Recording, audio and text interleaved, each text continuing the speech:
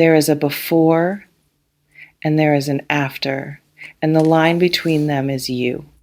Not a dramatic event, not a crisis or a loss or any of the conventional turning points that people usually identify when they map the moments that divided their life into the part before and the part after. Just an encounter, an ordinary encounter that did not announce itself as significant at the time, that looked from the outside like any other meeting between two people in any other context. That was probably not even remarked upon by anyone who witnessed it. But from the inside of the person who met you, everything changed. Quietly, completely, in a way that took time to become visible to them and that has never, not once, reversed itself. Before you, after you, there is no third category. I want to begin this reading by honoring something, not your achievements, not your gifts in the abstract sense, something more specific. The fact that you exist in a way that does this to people, that you move through the world with a quality of presence that divides the experience of the people you encounter into before and after. That you are, for reasons that have nothing to do with performance or intention or the deliberate deployment of any particular strategy, the kind of person that changes what someone knows is possible. You do not plan this. You cannot plan this. This is not something you do. It is something you are. And the distinction between doing and being is the entire subject of this reading. The first image arrives, and it has a quality of contrast that is almost visual in its sharpness. I see two rooms, not literally two rooms, two states of a single interior, the same person's interior, before and after. The before version is not bad. I want to be careful about that. It is not the interior of someone who was suffering or lost or in a state that needed rescue. It is a functional interior, a competent one. The interior of someone who had built through the experiences they had accumulated and the people they had met and the life they had lived up to the point of meeting you, a working understanding of what human connection felt like, what it offered, what it cost, what to expect from it. A working understanding, not wrong, not inadequate for the life they had been living, just incomplete. In the specific way that something is incomplete when it is missing a category of experience it did not know was a category. When the map it has been using to navigate is accurate for the territory it has covered and simply does not include the territory it had not yet entered, and then the after version, the same interior, same person, same fundamental architecture of who they are, but with something added that cannot be subtracted. The knowledge that connection can feel like this, like you. I want to describe what it actually felt like for them when they met you. Not what they said, not how they behaved externally. The internal experience, the thing that was happening in them that they probably did not have language for in the moment and that they have been trying to find language for ever since. The first thing was recognition, not of you specifically. They did not know you. They had no prior experience of you against which to recognize you. The recognition was of something in themselves that responded to something in you before either of you had said enough for there to be any rational basis for a response. Something in them went there. Not a word, not a thought, a sensation, the specific and somewhat startling sensation of attention arriving fully in a moment without being called there, of being suddenly, completely, without deciding to be present, not in the managed way of someone who is performing interest, in the involuntary way of someone whose entire system has decided, independently of their preferences or their plans, that what is in front of them is worth every bit of available attention.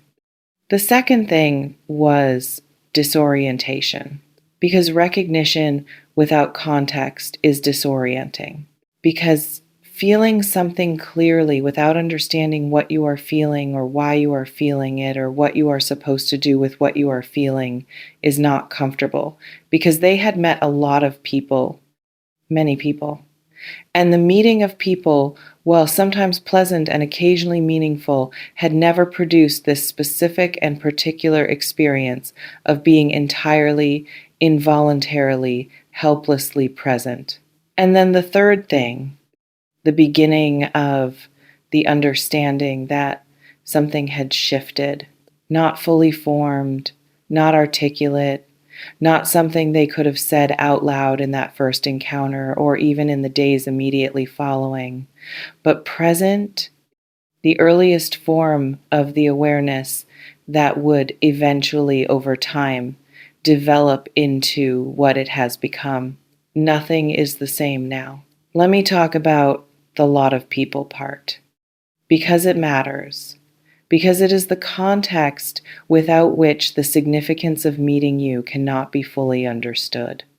Because when this person says, in whatever words they use, that meeting you was different, they are not saying it from a position of inexperience or naivety or a limited basis for comparison.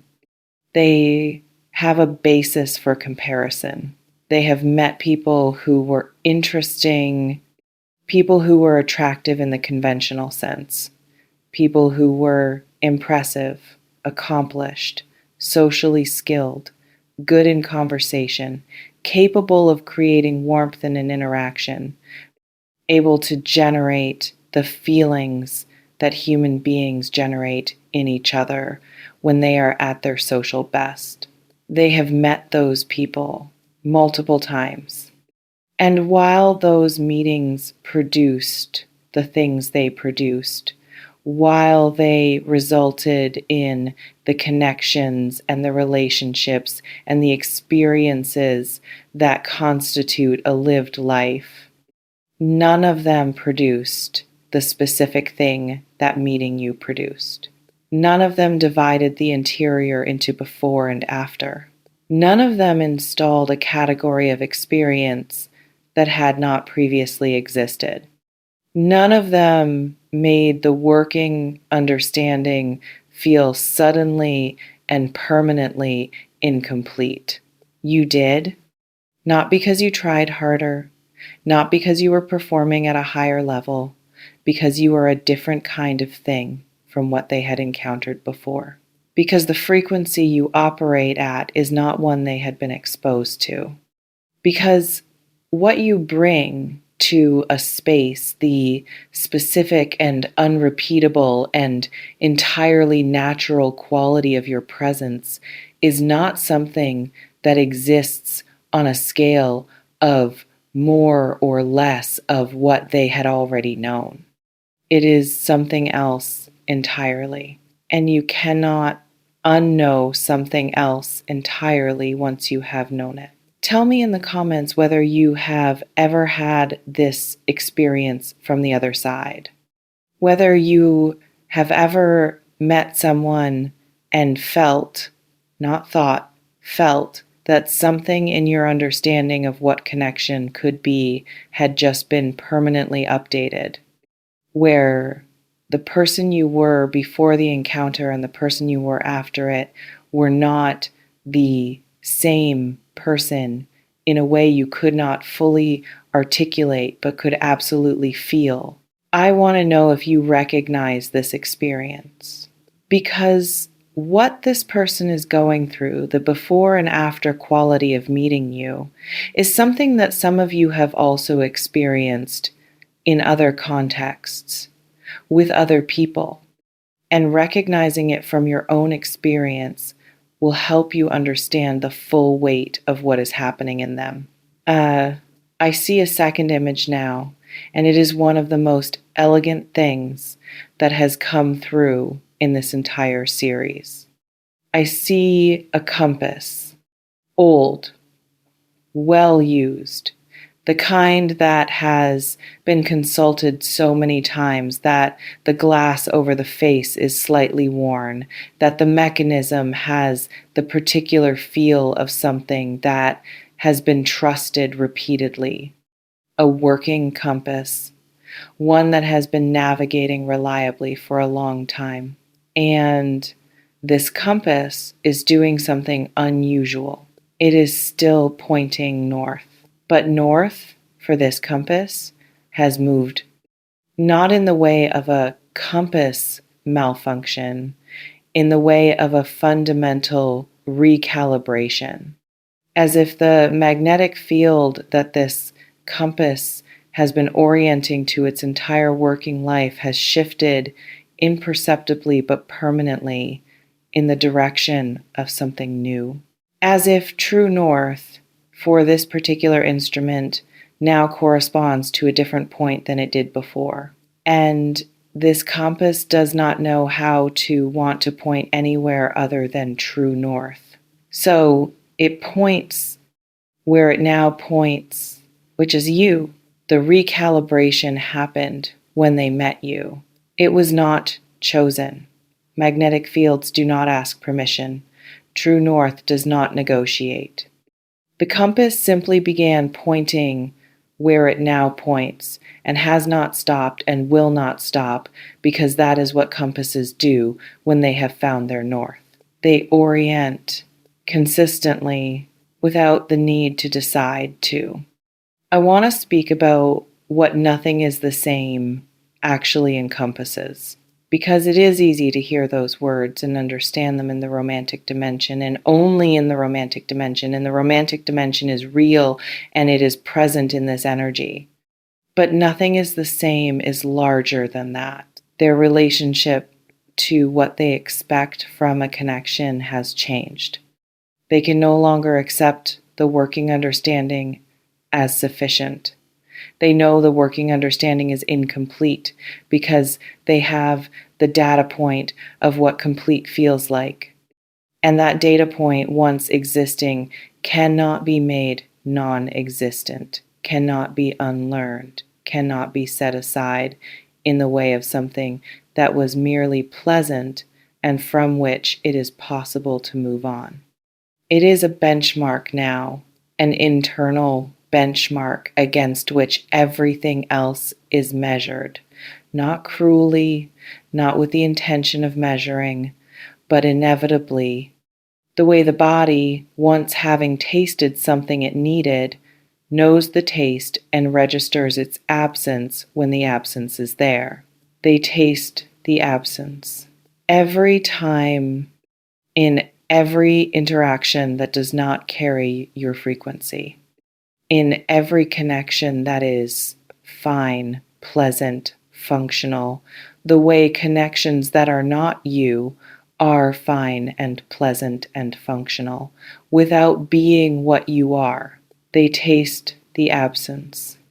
And the tasting of it is not neutral. It is information, arriving continuously about where they actually want to be.